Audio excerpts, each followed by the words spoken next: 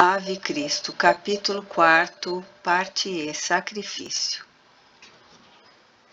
Envergando um dos péplos habituais de Clímene e apresentando altura semelhante à dela, Lívia foi tida pelos guardas de serviço como sendo a esposa de Valeriano em passeio. Não longe, alcançaram Teódulo, que as esperava. Sinésia, emocionada, despediu-se, alegando a necessidade de tornar ao posto. Antes, porém, que a moça se externasse em considerações amargas à face do adeus da companheira, o intendente de Opílio, muito cortês, tratou de dissipar qualquer dúvida que lhe afligisse o ânimo. Apraz-me trazer-lhe as boas novas de que já teve ciência, comentou ele maneiroso. O nosso amigo Tassiano, impossibilitado de tornar a Leão tão depressa quanto desejava, em razão de insidiosa moléstia na pessoa da filha, pede-lhe a presença confortadora. Em loquaz, observou todas as instruções de Helena, esclarecendo que fariam uma viagem marítima.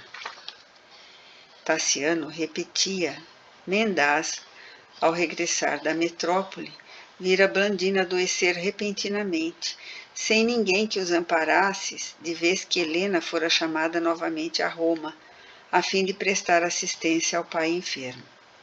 Aconselhado por um médico de bordo, o genro de Vetúrio desembarcara a meio do caminho, de onde enviara mensagem, rogando a ela e a Basílio lhe fossem ao encontro. Solicitava com empenho ao velho afinador acompanhasse a filha. Entretanto, naturalmente, ignorava que o filósofo havia sido morto. Por isso mesmo, ele, Teódulo, prontificava-se a segui-la de perto. Lívia ouviu as informações apertando o coração com a destra trêmula. Refletiu alguns instantes, tateou os próprios olhos, agora terrivelmente inflamados, e falou triste. Senhor Teódulo, estou profundamente agradecida à sua bondade.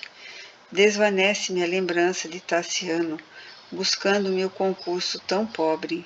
Entretanto, reconheço-me incapaz de realizar a viagem. Algo sucedeu com os meus olhos. De algumas horas para cá, observo que a minha visão desapareceu. Ouço-lhe a voz, mas não o vejo. Dores quase insuportáveis me percorrem a cabeça.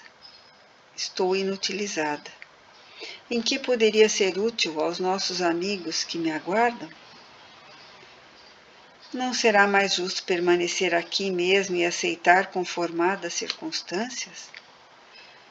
Tassiano escreveu pedindo a meu pai me conduzisse. Meu pai, contudo, está morto. Quanto a mim, doente e só, que poderia fazer? Ser-lhe-ia pesado fardo em jornada tão longa. Não será mais aconselhável que o Senhor se desinteresse de minha sorte? Nada disso, ajuntou o interlocutor com manifesta hipocrisia. Não me cabe abandoná-la de modo algum. Para as doenças temos sempre bons médicos. Sua saúde receberá a necessária assistência. A enfermidade, longe de ser um empecilho, é forte razão para maiores cuidados por parte daqueles que são nossos reais amigos. Além disso, e a voz de Teódulo se fez mais baixa, como se quisesse despertar o medo da companheira. O legado é inconsequente. A cidade inteira, segundo creio, não ignora que ele a separou das jovens nazarenas em regime de privilégio.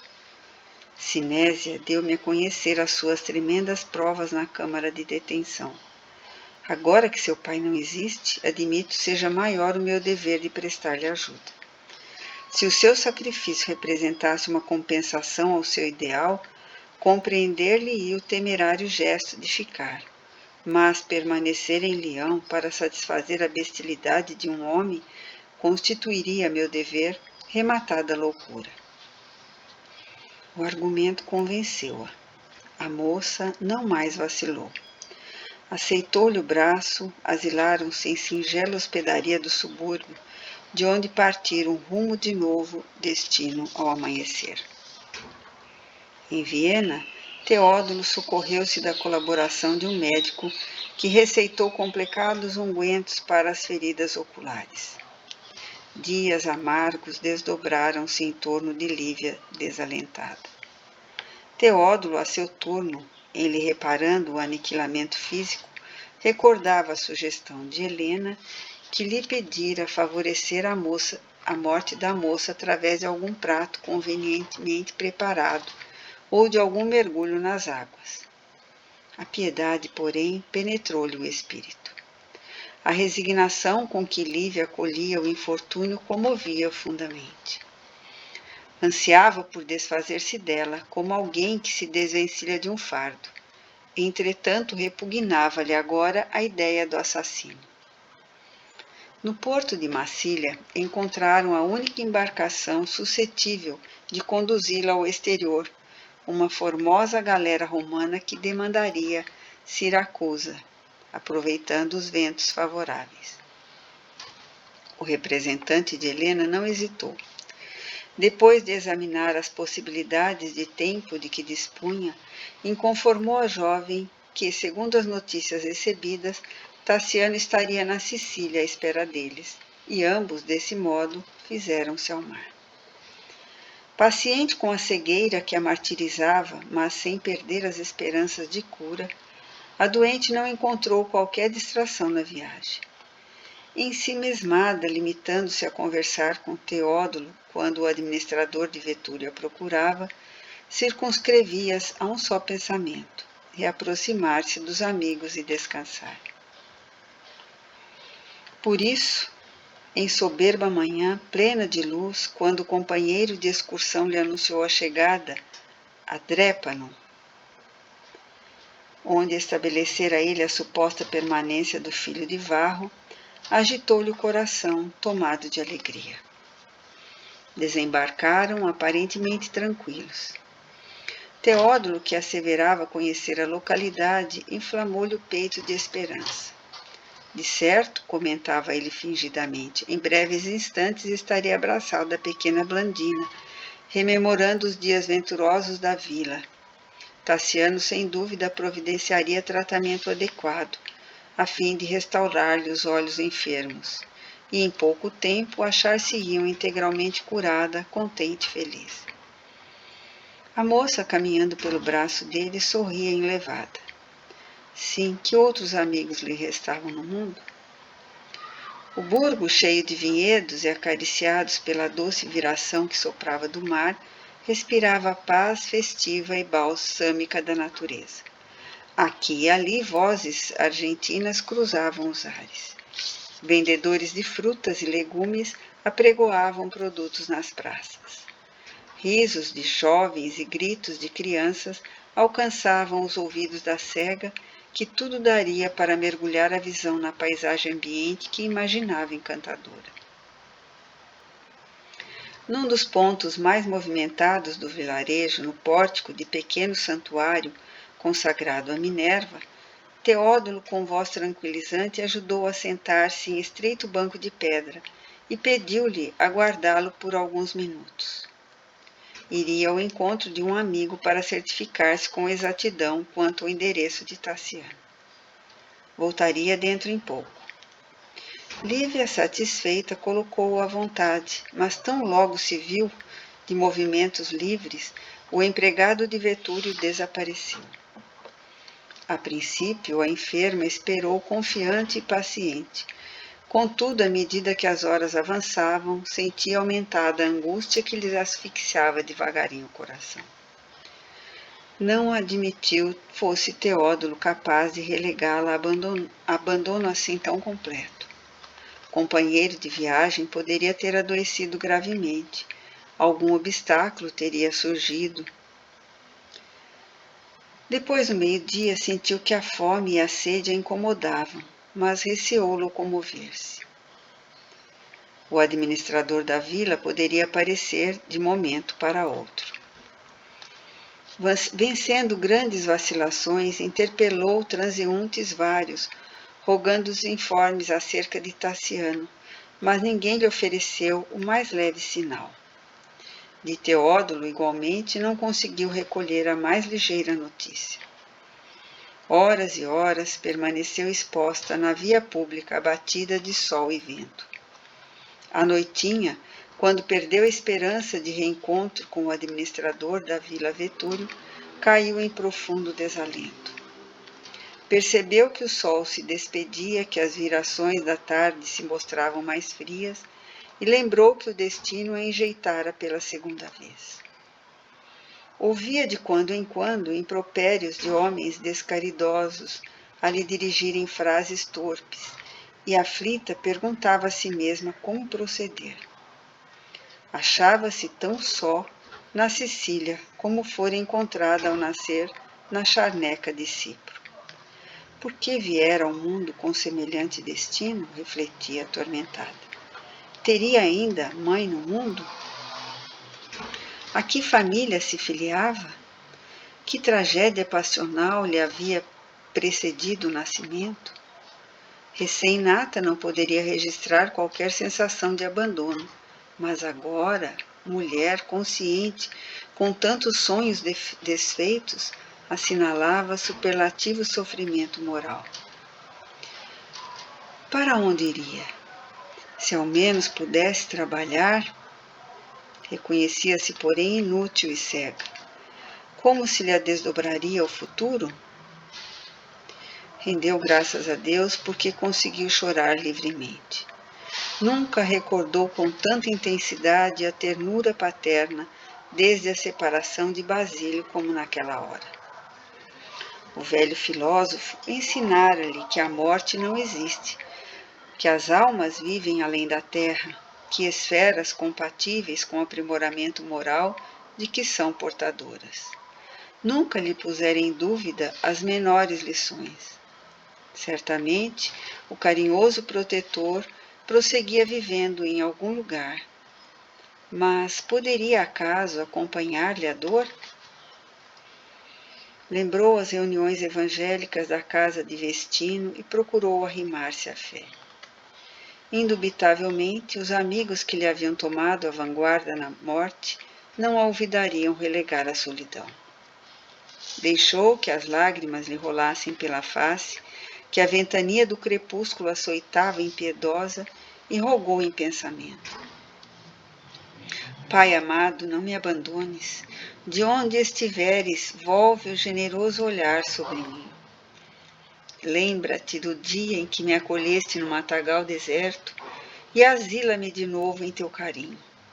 Estou enjeitada outra vez.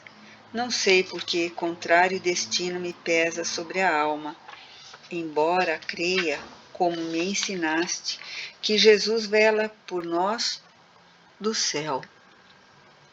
Agora que me assinto aniquilada e cega, não me deixes perder a luz íntima da esperança e ajude-me na restauração do bom ânimo.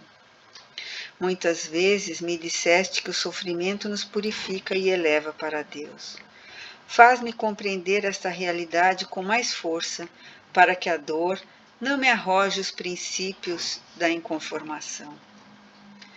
Falava-me sempre que a nossa vida não se extingue com a morte, que a alma se ergue aos cimos da eternidade, onde reina a paz. Acreditavas que os mortos são mais vivos que os homens amortalhados na carne, e admitias com segurança que os nossos entes amados, além do sepulcro, podem auxiliar-nos e proteger-nos. Como, pois, esquecer-me de ti, que foste em todos os dias o amigo e o benfeitor contínuo? Como seria feliz acompanhando-te aos passos? Não pude, entretanto, desfrutar o privilégio de morrer por Jesus nos tormentos da arena. Ó meu Pai, por que não me foi concedida a graça de partir junto dos nossos? Por que me separou o destino das companheiras que me fizeram venturosas pelo martírio? Tem compaixão de mim, explica-me a vida como noutro tempo. Orienta-me no labirinto. Lembra-te de que ainda não passo de uma criança às escuras no matagal humano, e faze-te meu protetor novamente. Trouxeram-me aqui com uma promessa de reencontrar nossos amigos cujo paradeiro ignoro. Provavelmente não mais lhe apertarei as mãos neste mundo.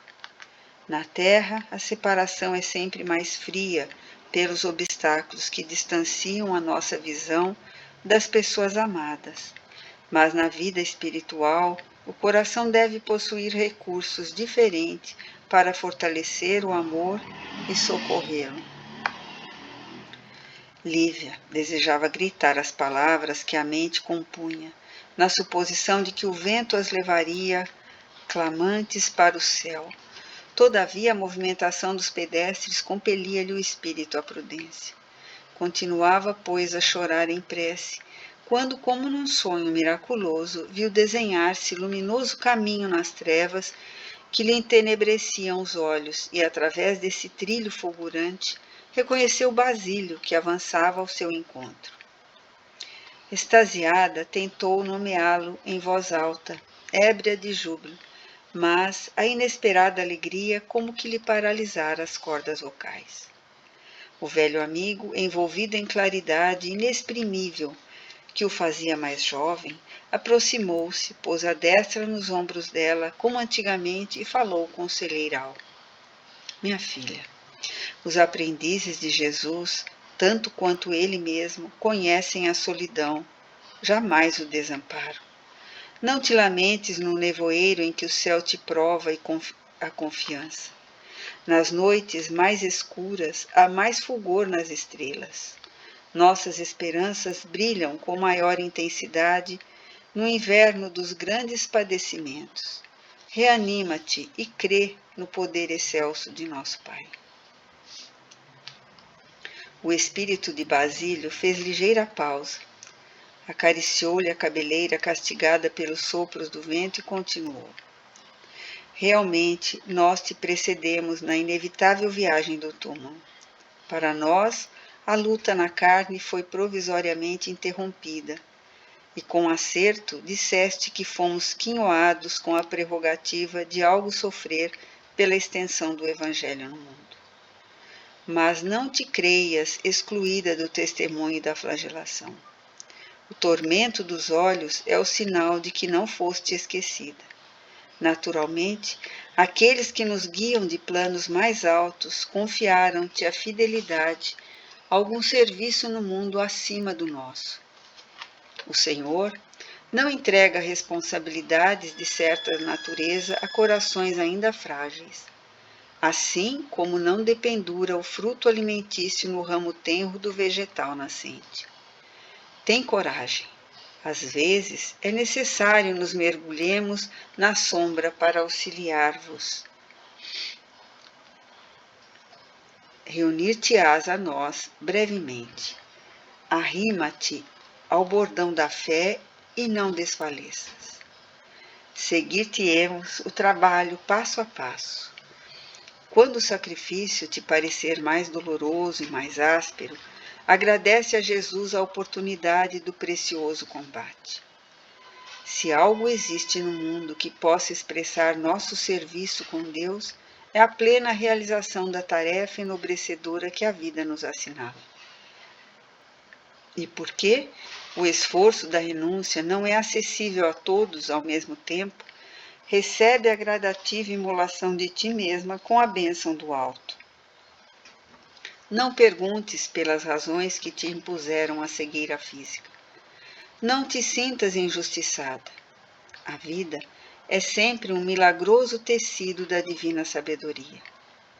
Às vezes, a aflição é véspera da felicidade, tanto quanto o prazer, frequentemente, é produção de angústia. Nunca te esqueça do enviado que nos recomendou o perdão 70 vezes 7 para cada ofensa, que nos inclinou ao amor pelos inimigos e à prece pelos perseguidores. Curta é a passagem de nosso espírito pelo lamaçal da vida terrestre. A dor é o lado avesso da alegria, assim como a sombra é o reverso da luz. Mas, na economia das verdades eternas, só a alegria e a luz nunca morrem. Treva e sofrimento são estados de nossa posição imperfeita à frente do Altíssimo. Entrega-te, pois, à boa luta, com serenidade e destemor. Permaneceremos juntos de ti, orientando-te no escabroso caminho. Basílio imprimiu longo intervalo às considerações que emitia, enlaçando com ternura a filha jubilosa. Lívia respondeu-lhe o gesto de carinho, como se quisesse retê-lo no próprio coração. Todavia, encorajada e ditosa, refletia no imediatismo do mundo. Que seria dela quando se visse novamente só? Caíra a noite. Onde abrigar-se? Estaria sentenciada a enregelar-se na via pública? O benfeitor espiritual percebeu-lhe os pensamentos e logo a eles respondeu. Não temas, o Pai que nutre os passarinhos cada manhã jamais nos esqueceria. O socorro não tarda. Não cerres o coração à bondade e à confiança, para que o Senhor não encontre dificuldade em ajudar-te. A cegueira dos olhos não é inutilidade da alma. Recorda a nossa pobreza laboriosa. Não encontrávamos ambos na música a nossa razão de viver? Nesse instante, escutou, não longe, uma voz de criança que cantava, comovente, acompanhada por um alaúde mal tangido. Somos pobres, pobrezinhos, vivemos de del em del, mas somos afortunados da graça que vem do céu. Minha mãezinha doente, cansada de tanta dor, em minha voz de menino pede uma esmola de amor. Um pequeno, de 7 anos, robusto, mas pobremente vestido, parara junto dela, seguido por esquelética tuberculosa. Evidentemente eram pedintes. O artista miúdo que tocava e cantava ao mesmo tempo era familiar do público, porque várias pessoas lhe chamavam pelo nome, exclamando: Celso, cante mais! Celso, toque mais um pouco! O menino atendia satisfeito, recolhendo moedinhas esparsas, entregando-as à enferma. Lívia não mais viu a figura paterna, talvez diluída nas emoções novas a lhe penetrarem a mente. Mas ainda escutou a palavra de Basílio, que lhe falava branda. Descerra o coração, minha filha. Repara, uma criança humilde recorre à bondade das ruas. Ajuda para que te ajudem. Revela-te aos outros para que os outros se revelem a ti.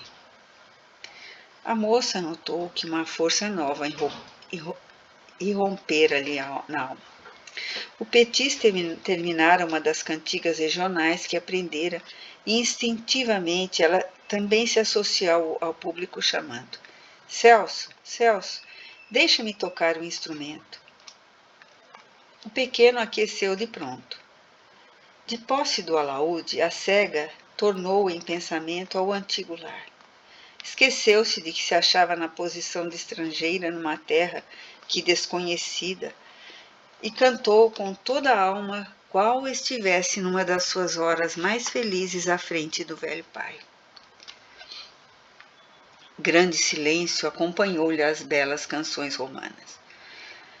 Os transeuntes adensavam-se agora no pequeno átrio de Minerva, e a criança, ao fim de cada número, recebia as contribuições de senhoras e cavalheiros, comovidos, repletando a surrada bolsa. O quadro vivo de uma cega a exibir-se, de uma tuberculosa ao relento e de um pequerrucho esfarrapado, passou a arrancar as lágrimas de muito. Depois, de vasto repertório em que tivera o cuidado de selecionar as melodias para não ferir a suscetibilidade do público, então, dividindo no culto a Jesus e no culto às antigas divindades, Lívia calou-se.